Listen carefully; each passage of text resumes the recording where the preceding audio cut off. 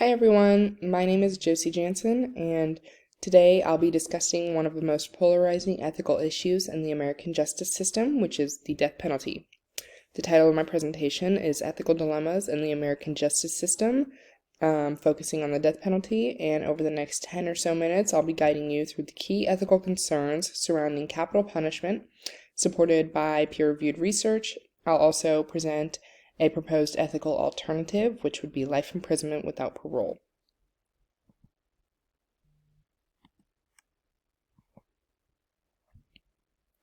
Introduction to the death penalty. The death penalty continues to be a deeply divisive issue in the United States. As of 2021, 24 states actively use capital punishment, even as others have abolished it or enacted other solutions. For my thesis statement, today I'll examine the ethical dilemmas posed by the death penalty, focusing on wrongful convictions, racial bias, and potential violations of the Eighth Amendment. I'll argue that life imprisonment without parole is a more just ethical and sustainable alternative.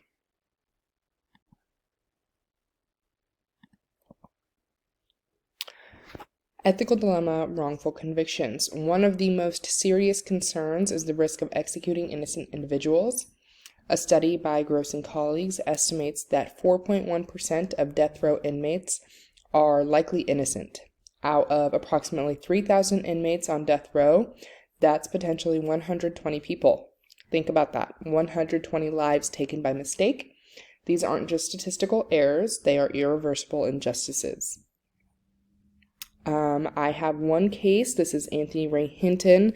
Anthony Ray Hinton was wrongfully convicted in 1985 for 2 murders in Alabama and spent nearly 30 years on death row.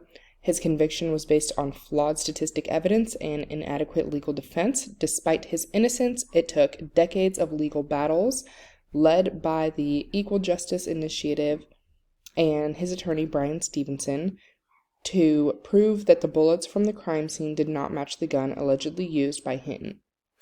In 2015, the U.S. Supreme Court unanimously overturned his conviction, and he was released from prison, becoming a powerful advocate for criminal justice reform and wrongful conviction awareness. Another case would be Kirk Bloodsworth. Kirk Bloodsworth was wrongfully convicted in 1985 for the rape and murder of a 9-year-old girl in Maryland. He was sentenced to death based largely on eyewitness misidentification, despite a lack of physical evidence linking him to the crime. After nearly 9 years in prison, including time on death row, DNA testing in 1993 conclusively proved his innocence, making him the first American on death row to be exonerated by DNA evidence.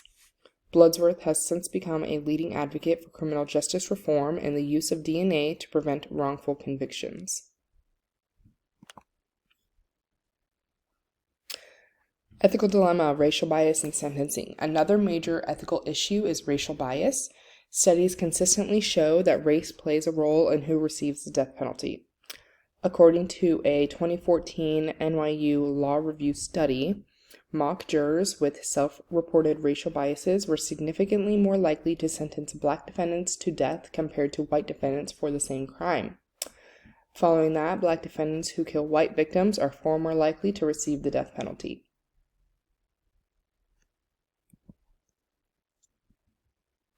Ethical dilemma, Eighth Amendment concerns.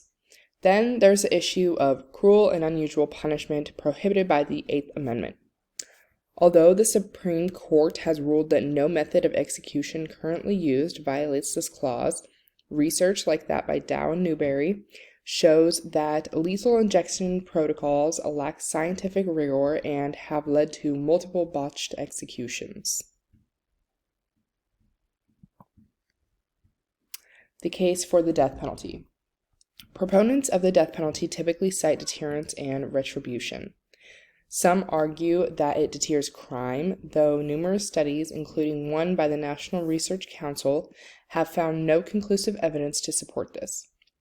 Others claim that it is a form of justice, a justicer's response to heinous crimes. Rebuttal, addressing proponents' arguments, ethical counterarguments. Let's challenge them. First is deterrence. The idea that the death penalty prevents crime simply isn't supported by the data. Life imprisonment, which removes the threat without killing, is just as effective, if not more so, when it comes to deterrence. Second is justice and retribution. It's difficult to call something just when there's a proven risk of executing the innocents or when the system applying the punishment is influenced by racial and economic bias. Justice must be fair, not final. Life imprisonment can also ensure public safety. Proposed ethical alternatives. So what is the solution? I propose life imprisonment without parole, also known as LWOP, as a more ethical and practical alternative. LWOP eliminates the risk of irreversible error, is more cost-effective, and allows for appeals or exonerations if new evidence emerges.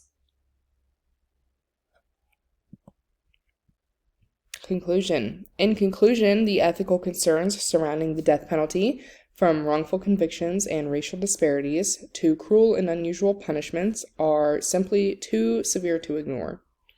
Capital punishment fails to meet the ethical standards we expect from our justice system.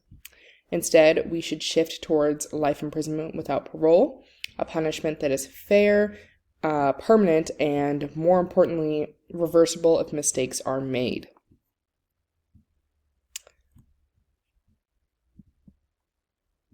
These are the peer-reviewed articles and sources, and some of them are just popular websites that inform my presentation. Thank you so much for listening.